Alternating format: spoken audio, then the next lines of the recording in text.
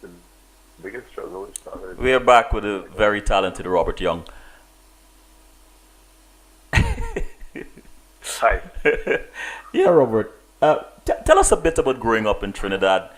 Give us a glimpse of life at the ages of 9 and 16. Oh God, hard period. But then we moved into Maracas Valley. Uh huh. Um, we moved into Maracas Valley.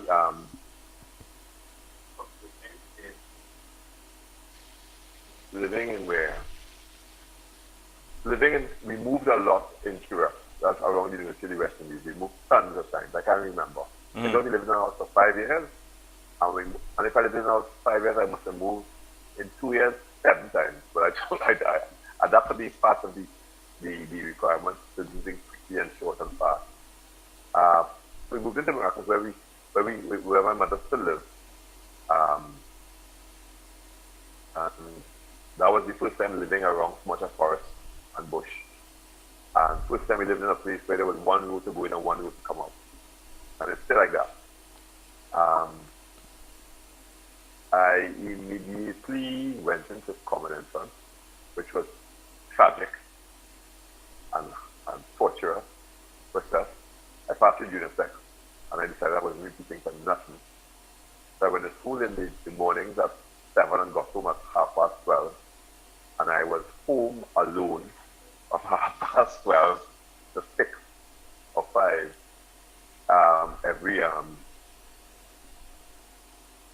that light is disturbing me. Sorry. Get home alone doing whatever I wanted. Mm-hmm. Right. So a lot of creativity happened. I can imagine.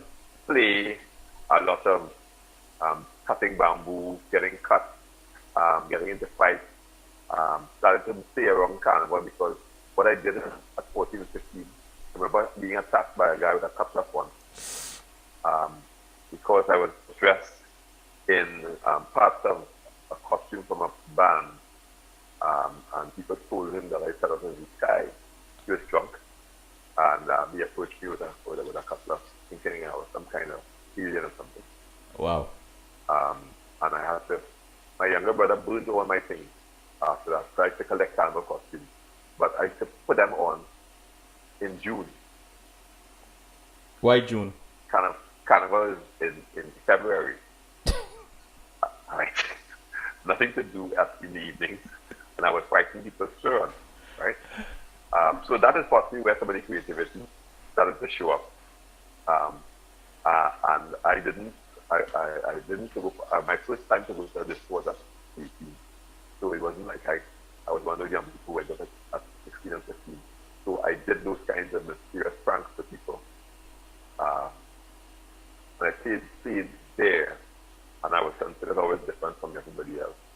Because I remember a neighbor next to us to scare her husband who used to drink too much. And I couldn't go into that yard for a year and a half after, because he banged his cutlass on the wall saying you have better to come back to the second yard again. So it was very alone because Richard and Rachel, my younger sister, they would have their stuff. But what I did something really strange. When I passed the junior sec, the friends I had who went to prep school, I stopped talking to. Why? And I spoke insecurity. Because I should have gone to the schools and I couldn't. Oh. So I stopped having them as friends. I remember coming out of school when I finished O levels and CXC, developing this relationship again 5 years later. But before that, in that 5 year period I had before, my friends were fellows who failed common entrance or went to junior tech also. So it was a different group. One group of people who aspired to be middle class or who were middle class, and then I started to line with guys who were poorer than me or just as poor as I. So I did all kinds of boy things. Robert, your father was a trade unionist. Right, Joseph Young. And activism or is part of what you do, you know. How did his in a way. In a way, did he influence you in any way? Did his work influence you as a child? But after he died, I only found out that he was active in politics and the trade union movement, actively fully for 16 years only, between 64 and 79. And that's the years that he was pretty active. I was born in 64, and when he retired in 79, I was able to get access to him more than others before. Before that, he was either in jail or on a platform or organizing a trade union or other things what trade union men do, but not being home. And I now understood that he couldn't do what he did and be in a house with as a husband and a father to children, like every evening. He couldn't do that of organizing. So my mother was also an organizer, but that kind of organizing I saw right in front of us, especially of kids and kind of movement. I think we had a group called the Career Development Committee, and that was. I think we lost you a little bit.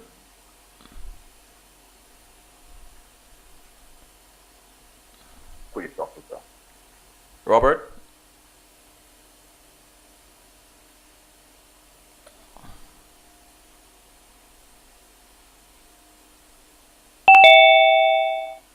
You there? Yes, somebody. Who is that? Hello. Hi. Right, you see me? Right, I'm here. I'm seeing somebody else. That's you, Robert? All right, okay. It's shifted to Oh, okay. All right. To Got front you. camera. Okay, all right, I'm going back camera. All right. Bam. All right, okay. I don't have a dress. All right. That works? Yeah, this is beautiful. Yeah. All right, okay. Cool. Okay. Something happened that the camera shifted. Oh, okay. Had me scared there for a moment. Right, okay. I wasn't transforming or manifesting. Yeah, but let me just jump in the chat room for a second. Drea asked, Robert, where can your line of clothing be purchased in New York or MD? It could be purchased at Zawadi in U Street in Washington, D.C. Anywhere? Zawadi? Diwali? No, when Zawadi, no, New York. You have to find your Facebook and do a complicated kind of abducty kind of regular traders. If you write me, you figure out what you want, you find person. To sell and people say, why don't you? People who do that have their business and they do online work. Mm-hmm. They just do online. They buy from people and sell. We make, manufacture, create, manage people, try to sell to other places. So having an online shop is another project on its own, which we have to do, but we don't have it right now. So you can purchase from us, right? Just so we could figure it out.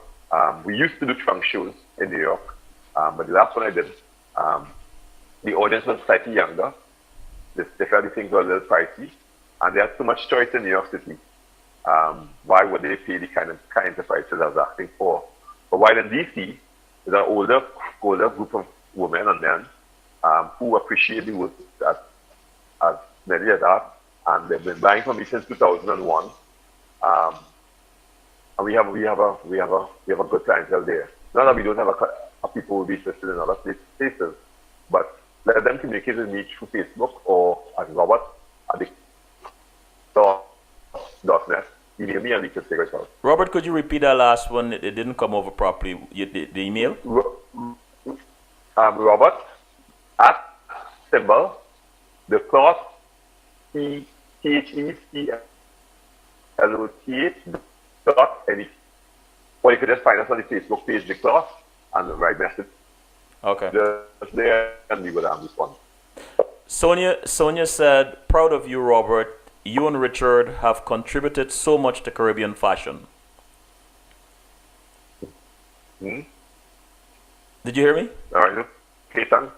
I said, Sonia. The thing that we try something.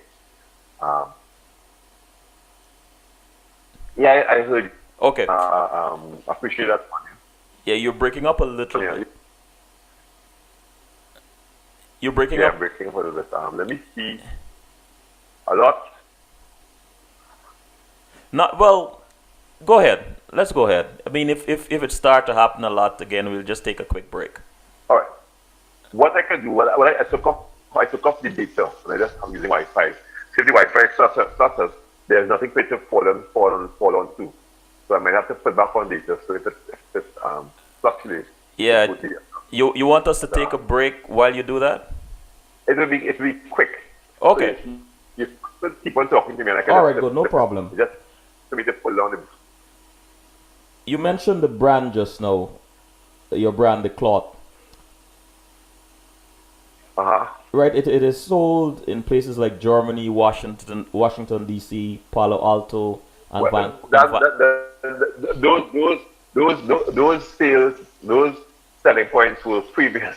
Those were previous. Oh, okay. We sold as much as that. We sold in nearly every English-speaking Caribbean island in the 90s and early noughties. When China came onto the market, things shifted. But tell us about the cloth, Robert, and how you came up with that name.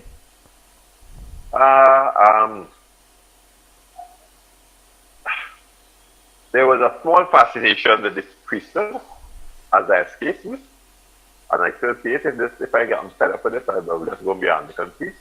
Might be too old now, but there's a way to get a car, a house, and people to leave. Right? That's how I thought as a 21-year-old. So Man of the Cloth was another option first. So priest, Man of the Cloth. I'm a man of the cloth. So the cloth came out of that. Oh, I see. Right? So a friend of mine who is a religious priest actually tells me that I operate as a priest. So what I do. Yeah. Man of the cloth. So what do you attribute to the longevity of your brand? I think it's the stubbornness, the stick, to stay and do, to stay doing, to not let financial gain or profit be the reason for doing. Mm-hmm. Yeah, I'm doing because this is what I can do and I want to make a mark. Where do you see the cloth For in 10 years? Well, the taglines for the cloth, for the generations is next to years, right? Mm-hmm. So I'm thinking about that. So Mark, if he stays, then if we have to find a younger person, 32, we have to find somebody in their 20s to take it on. So at least the idea could keep on working as a project. Because it is more like thought was really described as a fabric of the society. It's trying to take on a lot of those things because after last week we had a talk at the shop here on the invisibility of the indigenous in Trinidad, economic and social conversation, and how it appears in Carnival, because people play wild Indians and black Indians and red Indians and blue Indians and those kinds of things, how it shows up in Carnival. So what we did, we organized, we have a project called The Unconquered, and we got the shaman from the Karina people here. We got Trinity Mirage, a significant intellectual and journalist, to come and talk about her work she's doing with a band called Juve Haiti about reparations for indigenous people for Carnival. And we had people who play a kind of Garifuna Indian, we call the Black Indians, in Carnival, and they have been doing it. This line of people who've been doing it for over 100 years are staying an African heritage person who has indigenous blood and staying a character. So we're kind of trying to break the mold of the invisibility of the indigenous people that own the land that we stand on, that our societies are built on. So that's what we do too. So the space that all kinds of conversations happen here. We do every year we have a series of conversations with different kinds of people from economists to people in the government around procurement legislation, to people who are talking about women and their activity in changing the society. Very wide range of people and wide range of conversations we facilitate here. So the thought is broader than the design. Mm-hmm. Some of those ideas get filtered into the ideas with the clothing. So like for us, working with pan yards, with pan people, is part of our social project that everybody could wear fashion and look good is what is made. And it's kind of spreading, looking at the economics, because for Panorama there are 100 each, so that is what there's a 1,000 or 1,500 bodies that need to be dressed, mm-hmm. right? That's 3,000 pieces of clothes, right? In a short period of time that we could concentrate on, and that is a short period. That's like 7 days of work that people produce for. So thinking about design differently instead of the assumption that design has to be sexy and status building. There has to be, it could be other kinds of ways where fashion reaches people. People assume fashion has to be about glamour, glitter, and obnoxiousness. I have information about a trend more than you.